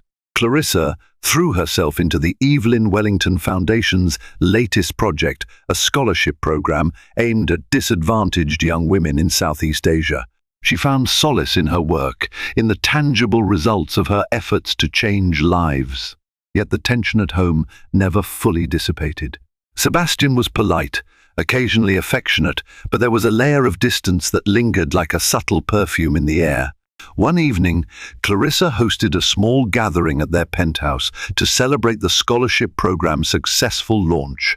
Guests included board members of the foundation, close friends, and a few high-profile donors.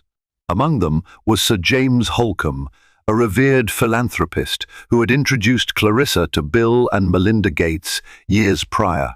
As Clarissa mingled, ensuring everyone felt welcome, she noticed Sebastian making small talk with guests.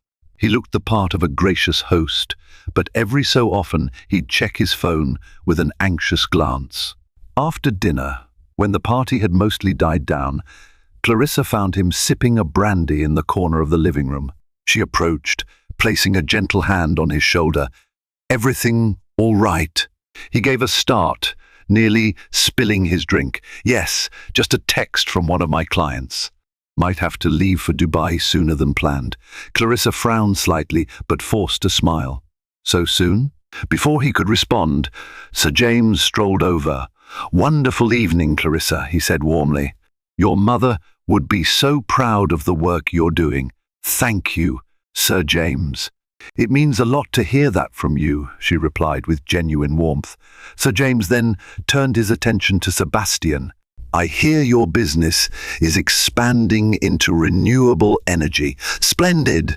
I spoke to Richard Branson recently. He mentioned something about you spearheading a major project in the Caribbean." Sebastian's face brightened with a polished smile. "Yes, it's in the pipeline. Still early stages. But we're exploring innovative solutions for sustainable investments." Sir James's bushy eyebrows arched with interest. "We must chat more about it soon. I might be able to connect you with some folks in Barbados." As Sir James wandered off to say his goodbyes, Clarissa saw the flicker of restlessness in Sebastian's eyes. Once the last guest left, Sebastian retreated to his study without a word. She followed him, concerned. There she found him hunched over his desk, scrolling through messages on his phone. The door was cracked open, just enough for her to glimpse the tension etched into his face. "Sebastian," she called softly, "is there something you're not telling me?" He looked up, startled, and locked his phone. "Clarissa, please. I'm under a lot of pressure. It's business." She nodded slowly. "If it's about the hedge fund, I can help. We can strategize together, look for solutions." "No," he interrupted curtly, "I don't want you involved in this." Hurt, she took a step back. The harshness in his tone made it clear he wasn't in the mood for further discussion. Fighting back tears, she left him to brood. Where had the days gone when they'd share every triumph and setback with each other? That night, Clarissa lay awake, gazing at the glittering Manhattan skyline. The only sound was the hum of traffic below and the occasional siren wailing in the distance. She wondered if wealth and power had claimed another victim, transforming the husband she loved into a stranger. She prayed that it was just a temporary setback, a phase that would pass once whatever business crisis he faced was resolved. She would soon learn that no amount of hope could stand against the tsunami of betrayal poised to break over her life. The truth was waiting to be uncovered, whether she was ready or not. The Farnsworths' philanthropic ties brought them to Berlin for a high-profile forum aimed at combating global inequality. Clarissa was one of the keynote speakers, and Sebastian accompanied her as he always did for these major public appearances. Their arrival was greeted by flashing cameras. They posed for photographs together, smiling in a display of unity that the press devoured. Inside the conference hall, Clarissa's speech drew a standing ovation. She spoke passionately about eliminating gender disparities in education, highlighting the work of her foundation and the global partnerships essential for meaningful change. She made casual references to coordinating with high net worth individuals like Bill Gates, emphasizing collaboration over competition. When she finished, the applause was thunderous. Sebastian stood, clapping with the rest of the crowd, wearing that familiar proud expression she'd fallen in love with years ago. During the lunch break, Clarissa was swarmed by admirers, fellow philanthropists, and journalists looking for a soundbite. Sebastian lingered at her side, whispering compliments, praising her eloquence. It was a rare moment in which they appeared to be the once indestructible duo. Their synergy was almost palpable. But as Clarissa worked the room, Sebastian's phone buzzed repeatedly. With each glance at the screen, his expression grew more anxious. Eventually, he leaned in and said, "I need to take care of something. I'll be back soon." She watched him slip away, guilt flickering across his face. For a moment, she wanted to follow, but the crowd demanded her attention. By the time she extricated herself, Sebastian was gone. Hours later, after the forum's panel discussions, Clarissa tried calling him. No answer. Confusion gnawed at her as she left voice messages. Her texts went unanswered. It wasn't until late evening that he returned, disheveled, apologizing profusely. "I ran into a major investor and got caught up in negotiations," he claimed. "Couldn't step away." Exhausted, Clarissa chose to believe him, though her instincts bristled. She hated the doubt that tinged their every interaction. The old Clarissa, so full of faith in her husband, was slipping away, replaced by a woman who was constantly bracing for heartbreak. The next day at the forum, Clarissa participated in a strategic roundtable with influential philanthropists.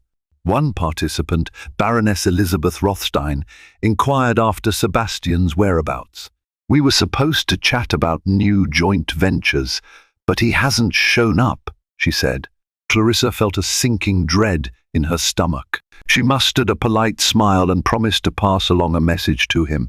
But when the session ended and Clarissa checked her phone, there was no update from Sebastian. She wandered through the convention center's expansive corridors, scanning every face for her husband. She caught sight of a tall figure slipping out a side exit, phone pressed to his ear. She recognized the slope of his shoulders. Sebastian. Quickening her pace, Clarissa made her way through the exit, only to find him in heated conversation, his tone urgent and hushed. When Sebastian noticed her, he abruptly ended the call. "Clarissa," he said, startled. "I was just finishing up a phone meeting." "Who was that?" she asked softly, heart pounding. "A client." "I can't divulge details," he said curtly, slipping his phone into his pocket. Clarissa searched his eyes. There was a tension there, a guardedness he'd never displayed before. For a moment, she thought she smelled a faint trace of a perfume that was definitely not hers. She almost mentioned it, but stopped. If she accused him outright without proof, it would create an even bigger rift. Instead, she simply nodded, feigning acceptance. That evening, they attended the closing banquet together. Clarissa maintained appearances, laughing and clinking glasses with other attendees. Sebastian performed his role impeccably, lauding her achievements with affectionate remarks. On the surface, it was a glamorous display of a supportive marriage, the golden Farnsworth couple. But beneath the sparkle of crystal chandeliers and the swirl of evening gowns, Clarissa felt a tremor in the foundation of their lives. She could sense that the entire edifice was on the brink of collapse, ready to shatter under the weight of secrets and lies. Returning to London, Clarissa confronted the swirling doubts that had kept her awake at night. Amelia's counsel echoed in her mind: if you suspect something, find the truth even if it hurts. Taking the advice to heart, Clarissa decided to hire a private investigator, knowing full well she was crossing a line she'd never imagined crossing. Trust in a marriage was paramount, but at this point, ignorance was simply prolonging her agony. Through a discreet referral, she contacted Robert Hansen, a veteran investigator who had built a reputation on solving the unsolvable. He was a tall, wiry man with piercing green eyes that suggested he'd seen it all. Their first meeting took place in a quiet cafe on the outskirts of town, far from prying eyes. Clarissa arrived in a simple coat and sunglasses, nervously checking her surroundings before stepping inside. Hansen listened patiently as she described her suspicions, Sebastian's odd behavior, the unexplained absences, the credit card statements from exclusive restaurants. She handed him a folder filled with her notes, itemized logs of instances that had seemed suspicious. Hansen leafed through them, scribbling occasional remarks in a small notebook. "When did you start noticing changes?" he asked, his voice calm, deliberate. "About 6 months ago," Clarissa admitted. "He began traveling more. At first, I didn't question it. He's a busy man. But lately it's felt like he's almost living a double life." Hansen nodded thoughtfully. "I'll need access to his travel itineraries, phone logs if possible, any social media accounts. Discretion is paramount. If there's something there, I'll find it." Clarissa felt a pang of guilt. She worried she was betraying Sebastian by resorting to these measures. But she reassured herself that if he was indeed innocent, Hansen would confirm it. Then she could lay her doubts to rest and focus on repairing their marriage. If, however, her worst fears proved true, she needed to know. Within a few days, Hansen's investigation was underway. Clarissa felt a swirl of emotions, relief at taking proactive steps, and a deepening dread that the answers might ruin her life. She found it increasingly difficult to face Sebastian each morning, forcing a smile when he kissed her goodbye, unsure if he was returning to the office or to another woman's arms. Late one evening, Hansen sent Clarissa a text. "We need to meet." Her stomach clenched. She arranged for another discreet rendezvous, this time at a dimly lit bar in Soho. She arrived early, sipping water while anxiously drumming her fingers on the table. Hansen slipped in quietly and took a seat across from her. He looked grave. "I have preliminary findings," he began. "Your husband has been in frequent contact with a woman named Aria Levesque. They've met multiple times at high-end hotels, Claridge's in London, the Hôtel de Crillon in Paris, and recently in Berlin." Clarissa's world blurred. She felt the weight of the name, Aria, pressing against her chest. She couldn't speak. Hansen continued gently, "I'm sorry, Miss S. Farnsworth, but from what I've gathered, it seems like an ongoing affair. There are photographs as well, should you need them." Her mind spun, a vortex of betrayal and heartbreak. At that moment, Clarissa wished she could unlearn everything Hansen had just told her. But the seeds of doubt had sprouted into poisonous truth. She had the answer she both craved and dreaded. Pushing back tears, she thanked Hansen and took his folder of evidence, scarcely noticing that she was leaving the bar without even touching her drink. Outside, the London night seemed colder than usual, the city lights strangely distant. Her instincts had been right all along, but the knowledge brought no comfort, only heartbreak, and the grim realization that her fairy tale marriage might be irrevocably doomed. Sebastian Farnsworth's life was spiraling out of control. Even as he juggled multi-million-dollar deals behind the polished facade, he felt a creeping sense of dread. Lies were piling on top of lies. Each day, Aria demanded more of his time, and he couldn't resist her allure. Yet he also couldn't bear the thought of losing Clarissa, the woman whose integrity and grace had defined his best self. Sometimes, in the stillness of his office late at night, he wondered how he had let things go this far. He recalled the early days with Clarissa, how her unwavering kindness and love for humanity had drawn him like a moth to flame. He missed the simplicity of their shared dreams, traveling the world to champion good causes, forging partnerships that brought hope to marginalized communities. But as his hedge fund grew, so did his appetite for success. He found himself drawn to the high-stakes environment of wealth and power, a web that Aria exploited with remarkable skill. Aria was never just a fling. She was a living testament to the power of seduction. She gave Sebastian a sense of rebellion against the perfect image he felt compelled to maintain. With her, he could express frustrations that he dared not reveal to Clarissa. He convinced himself that the affair was an emotional release, something that would never truly threaten his marriage. But as the months passed, the lines blurred. He was now lying to both women, helplessly ensnared in a labyrinth of secrets. There were moments he hated himself, like when Arya would text him an ultimatum, and he'd drop everything to appease her. Or when Clarissa gave him a trusting smile, and he responded with a half-truth about a business trip. He told himself he was protecting Clarissa from heartbreak, yet in reality, he was simply prolonging the inevitable. On a rare night when he found himself alone, Sebastian stood by the window of his London office, gazing at the city skyline. The glass reflected back a man he scarcely recognized. He raked a hand through his hair, heart thudding with unease. Financially, he was at the top of his game.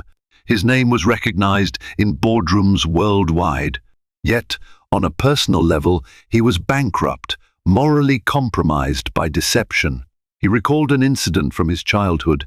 He had once lied to his grandmother, his beloved mentor, about breaking her antique vase. The guilt had consumed him until he finally confessed. She forgave him instantly, but delivered a warning he never forgot. A lie can weigh more than any burden you'll ever carry. He had scoffed at the time, but now that weight felt like an anchor dragging him into a bottomless sea. He texted Arya, making excuses as to why he couldn't see her that week. Then he sat down and began drafting an email to Clarissa. He typed, deleted, and typed again, trying to put into words the tangle in his heart. But how could he confess to her via email? How could he admit that the man she had placed on a pedestal was deeply flawed? Every attempt ended in frustration. He closed his laptop, burying his face in his hands. As midnight approached, he made a silent resolution. Once the next major deal closed, he would extricate himself from the affair and mend the rift in his marriage. One last big score, he told himself. Then I'll make things right. But little did he realize that secrets have a life of their own, and the illusions he was weaving were about to come crashing down far sooner than he expected. Clarissa sat alone in her bedroom, the folder of evidence from Robert Hansen spread out on the bed. Photographs of Sebastian and Arya holding hands, kissing, entering hotels together. Each image was more damning than the last. Her eyes stung with tears, but she forced herself to look, to fully absorb the reality of her shattered marriage.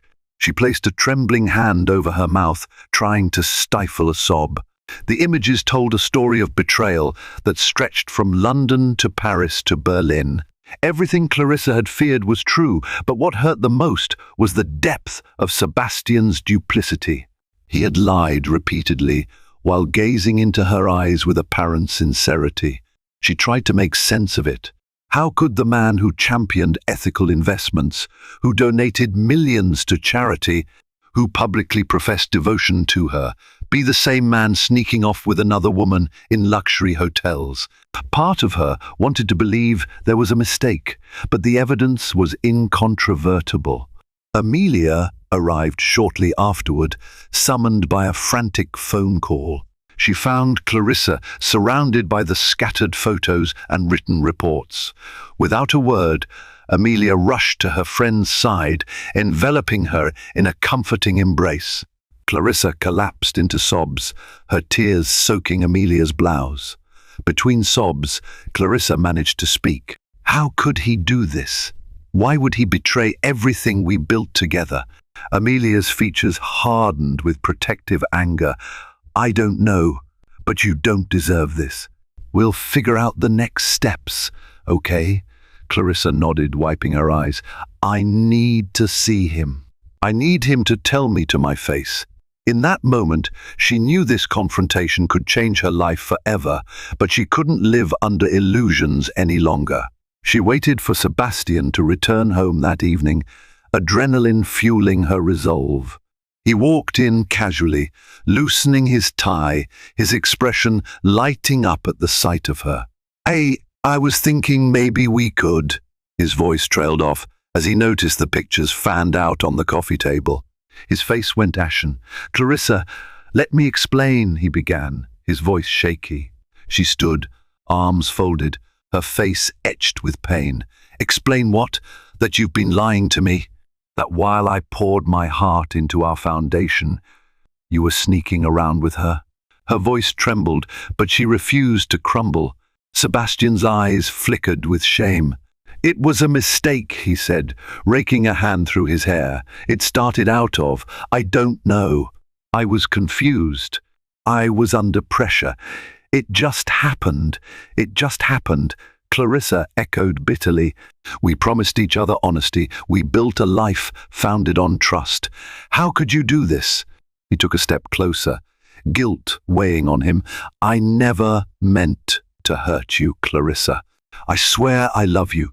She glanced away, tears sliding down her cheeks. "You can't claim to love me and do this. That's not how love works." The room seemed to close in around them, thick with heartbreak. Sebastian opened his mouth to plead further, but Clarissa raised a trembling hand.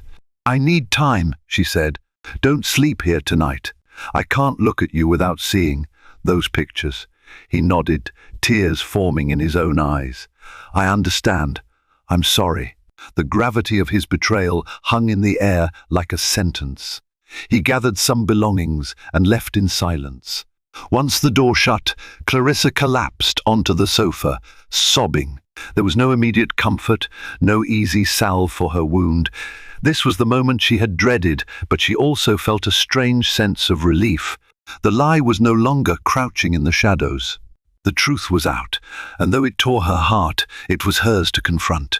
In the aftermath, Clarissa went into a kind of emotional lockdown.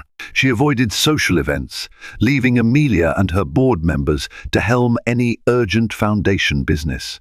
She couldn't bear the inevitable questions about Sebastian's absence. Instead, she spent long hours in bed or pacing through the silent rooms of their London residence, haunted by memories of happier times. Aria Levesque, meanwhile, found herself at a crossroads. Sebastian had stopped responding to her texts. Alarmed by his sudden distance, she toyed with the idea of exposing the affair to force his hand, but she wasn't entirely sure how Clarissa would react. Aria thrived on control. Unpredictability was her enemy. For the first time, she realized she might lose the power she had held over Sebastian, the power that ensured he showered her with gifts and attention. She decided to reach out through one last bold move, a call placed directly to Clarissa Farnsworth. Clarissa almost dropped her phone when she recognized the name on the caller ID. On instinct, she rejected the call, her heart pounding in her chest. But when Aria texted her, claiming she wanted to discuss Sebastian's future, Clarissa felt an odd compulsion to face the other woman. They agreed to meet at a discreet cafe in Chelsea the following afternoon. Sitting across a small round table from Aria, Clarissa couldn't help but notice the woman's poise. Aria was undeniably beautiful, with sharp cheekbones, immaculate makeup, and an aura of self-assurance. Her piercing brown eyes met Clarissa's with neither shame nor apology. "I wanted to see you," Aria began smoothly, "to clarify that Sebastian doesn't owe me anything. Whatever happens next is up to him and you." Clarissa's voice quivered with anger. "This isn't just about transactions, Miss Levesque. You've been sleeping with my husband. I'm not sure you grasp the devastation you've caused." Aria sipped her tea calmly. "I understand your pain, but don't act like I manipulated him into something he didn't want. Sebastian was a willing participant." Clarissa's expression hardened. "Do you think I care who initiated it? You both betrayed me." Aria nodded, unflinching. "I suppose you want to know what kind of relationship we had.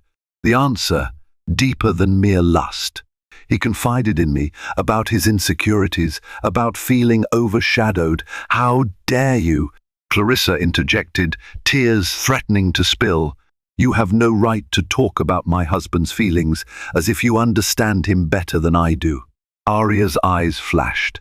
"Maybe I do, Did you ever see Sebastian's frustration with being the second star in your philanthropic sky? You're always the saint, the perfect wife.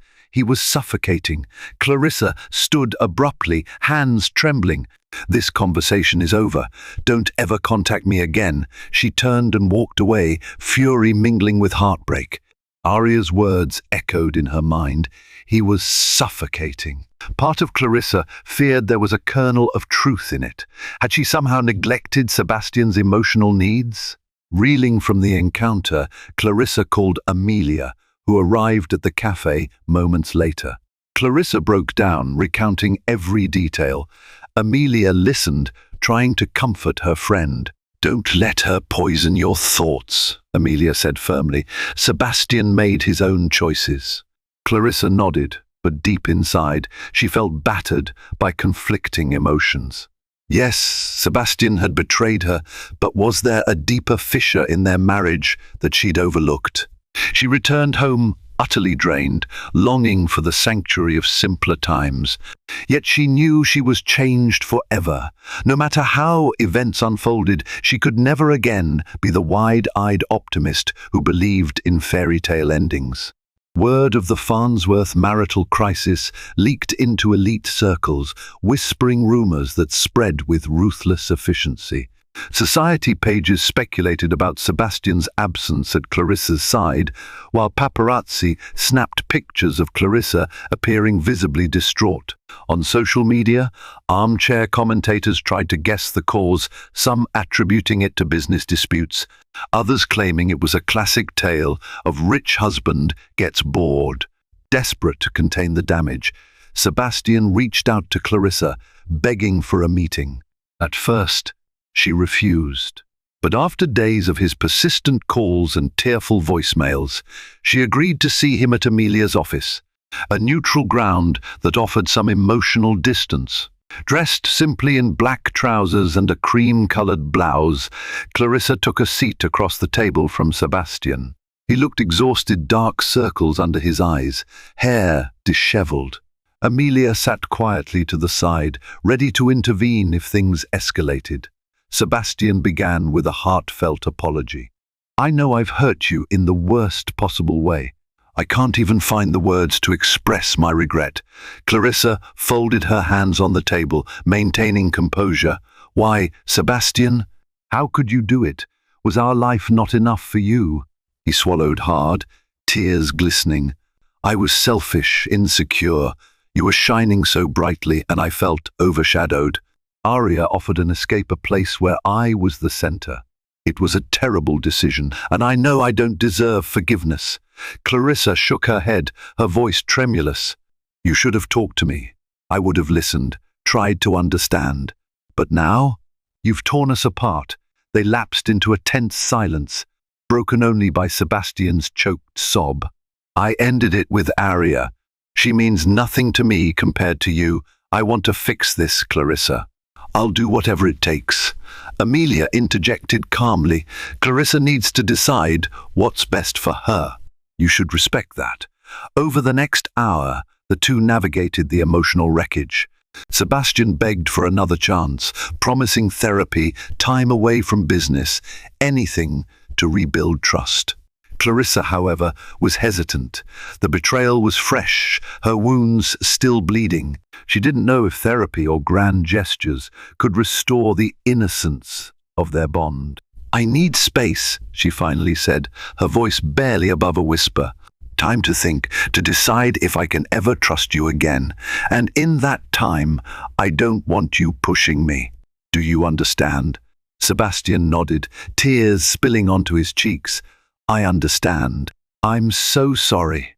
Leaving Amelia's office, Clarissa felt more exhausted than ever. Part of her ached to take Sebastian back. Her heart still yearned for the man she loved. Yet she also felt anger, a sense of betrayal so profound it threatened to overshadow every happy memory they'd shared. Back at her penthouse, Clarissa found herself confronted by more than just her marriage problems. The press had gotten wind of something big, rumored financial irregularities in Sebastian's hedge fund. She turned on the TV to see a news anchor discussing possible investigations into Farnsworth Capital for insider trading. Stunned, Clarissa realized that Sebastian's problems ran deeper than infidelity. Now, more than just her personal life was at stake. The philanthropic empire they built together, their reputations, everything was on a precarious edge. As the reality sank in, Clarissa understood she had decisions to make that would define not just her future, but the legacy of the Evelyn Wellington Foundation as well. Sebastian's betrayal was painful enough, but if he was also implicated in something illegal, the fallout could be catastrophic for their shared causes. She stared at the screen, heart pounding, wondering if it was all crumbling before her eyes. In the weeks that followed, Clarissa grappled with a maelstrom of emotions and events. The allegations against Farnsworth Capital escalated, bringing unwelcome media scrutiny. Suddenly, every aspect of Sebastian's life was under the microscope. Journalists dug into his financial records, searching for evidence of wrongdoing. Investors grew skittish, leading to massive withdrawals that shook the hedge fund's stability. Sebastian denied any illegal activity. He insisted that while he had taken some risky bets, everything was above board. Still, Clarissa knew better than most how truth could be bent, especially in the high-stakes world of finance. She kept her distance, focusing on the foundation and damage control. The last thing she wanted was for their philanthropic work to be tainted by scandal. Amid the chaos, Aria Levesque made one final move. She scheduled a press conference to clear the air. People expected a salacious tell all about her affair with Sebastian, but instead, Aria shocked everyone by focusing on Farnsworth Capital's questionable deals. She presented documents suggesting insider knowledge, hinting that Sebastian might have leveraged personal relationships with politicians and corporations to gain an unfair advantage. The press devoured the scandal, painting Sebastian as a cunning manipulator who cheated not just on his wife, but on the very financial systems he claimed to serve ethically. Clarissa watched the press conference in disbelief, feeling a surge of conflicting emotions: betrayal, pity, resentment, and a strange sense of vindication that Aria's manipulative ways were finally exposed. Panicked calls flooded Clarissa's phone from donors and board members demanding to know if the foundation was involved. Clarissa was forced to hold an emergency board meeting.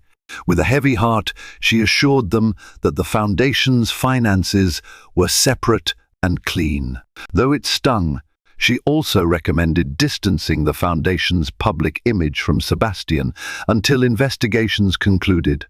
Finally, battered by shame and personal turmoil, Sebastian reached out one last time, begging Clarissa to meet him. This time she agreed, though she insisted the meeting take place in her father's estate in the countryside, a place removed from paparazzi lenses and corporate boardrooms. She arrived early, wandering the estate's manicured gardens, recalling a time when she believed love conquered all. Sebastian appeared at noon, looking haggard and wearing clothes that were wrinkled from too many nights spent outside his home. They strolled through the gardens in silence until they reached a quiet bench under an ancient oak tree. Clarissa took a seat, steeling her resolve to say what needed to be said. He collapsed onto the bench beside her. "I'm sorry," he said, voice cracking. "I've lost everything: my reputation, my investors, you." Clarissa closed her eyes briefly, fighting back tears. "I can't believe I'm asking this. But was anything real, Sebastian? Were we real?" His voice trembled. "Yes. With you, it was always real. I let my ambitions and insecurities ruin us. I wish I could turn back time." She studied him, noting the regret etched into his features. Part of her wanted to comfort him, but she remembered the betrayal and the lies. "What you did, I can't just forget it. It wasn't one mistake. It was months, maybe years of lying." Sebastian nodded, silent tears escaping down his cheeks. I'll sign whatever you want. If you want a divorce, I won't fight it. Clarissa's chest tightened at the finality of that word divorce. Once they had dreamed of growing old together, traveling the world hand in hand. Now they were discussing a legal end to those vows. I don't know, she said hoarsely. I need time. I need to heal. For now, we have to protect the foundation, our staff, the people we serve. I can't afford to let your personal crisis destroy everything we built. He lowered his gaze. I understand. They sat there, enveloped in the hush of the countryside, the once happy couple now separated by an impenetrable wall of hurt. Eventually, Sebastian rose, gave her a final lingering look, and walked away. Clarissa remained on the bench, staring at the distant horizon, tears sliding silently down her cheeks. She realized that even with all the wealth, influence, and good intentions in the world, they were not immune to human frailties, temptation, insecurity, and the consequences of betrayal. In that moment, she felt a glimmer of hope that she could rebuild her life. It might not be the fairy tale she once envisioned, but perhaps it could be something stronger, a life forged from truth rather than illusions. For now, the future was uncertain, but at least she stood on the solid ground of reality. There were no more lies to hide behind, only the courage to face whatever came next. Betrayal, heartbreak, and scandal nearly tore Clarissa's world apart, but they also forced her to confront painful truths and reclaim her life. While Sebastian grapples with the wreckage of his downfall, Clarissa emerges as a resilient survivor, committed to her philanthropic vision, no longer overshadowed by illusions of a perfect marriage. Thank you for joining me on this emotional journey. If this story kept you on the edge of your seat, please remember to like, share, and subscribe to my channel. Every click of support helps me continue bringing you stories that stir the heart and mind. Spread the word to friends who love tales of drama and redemption, and let me know in the comments what you think about Clarissa's choices. Should she forgive Sebastian or begin a new chapter on her own? Together, let's keep the conversation alive and the hope for second chances burning bright.